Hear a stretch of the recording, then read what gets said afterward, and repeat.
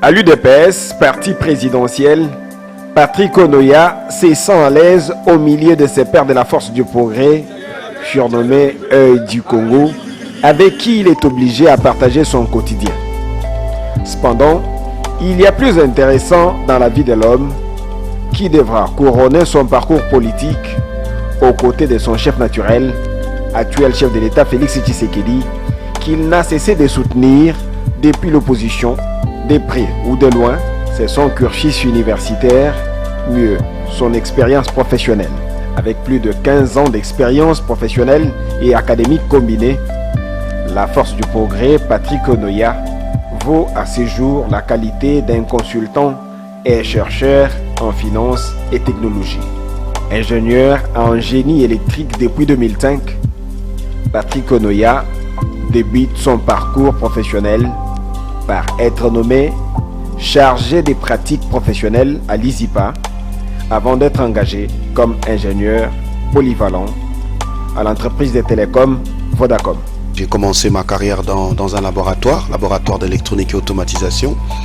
Mais puis après, je suis passé, j'ai pu avoir là, c'est en les années 2003 que je commence ma carrière. Et puis je suis passé 2-3 années après, j'ai été recruté comme ingénieur dans une entreprise de télécom de la place où j'ai été un ingénieur polyvalent.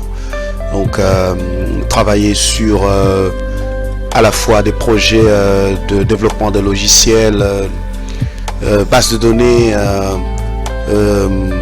transmission, énergie. J'ai été un peu un ingénieur qui a tout fait, ce qui peut être fait dans une entreprise de télécom. C'est pas même un tabou si vous parliez de l'entreprise en question. Ah oui, non, c'est pas un tabou. Il s'agit d'une partie de votre carrière. Absolument. Il s'agit de Vodacom, c'est vrai. Il s'agit de Vodacom Congo. Je me rappelle un projet qui a fait ma fierté, c'est d'avoir développé une application, donc mis en place un système de gestion de la maintenance et de stock qui pouvait être accessible par GPRS, donc même des ingénieurs de l'intérieur pouvaient l'utiliser. Telle était l'application, faciliter la maintenance. Ça a été un projet qui a fait beaucoup ma fierté personnellement, mais aussi nous avons travaillé sur des projets d'énergie, gérer des transmissions par satellite. Voilà, donc on a fait beaucoup de choses.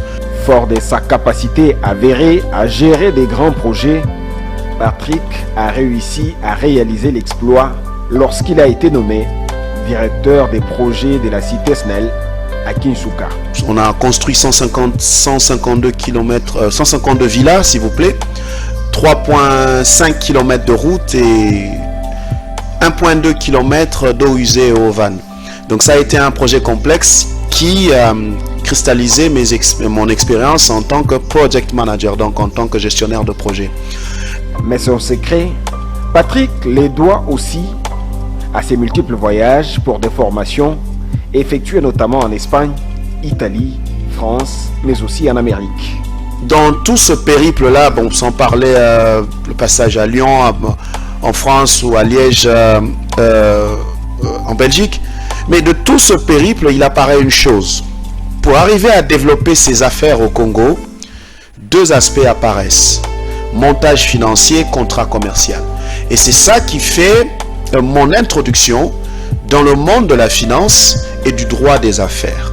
Montage financier et contrat commercial, des situations qui obligeront Patrick de compléter sa formation à Dallas, d'abord en 2015 avec comme module commerce international avec focus sur la Goa, ensuite en 2017 avec investissement et marché financier, enfin en 2018 avec les modules de l'élaboration de montage financier et analyse des contrats d'affaires. Notez bien, sur place à Dallas, Patrick y a ouvert son cabinet d'affaires qui restera et rayonnant jusqu'aujourd'hui.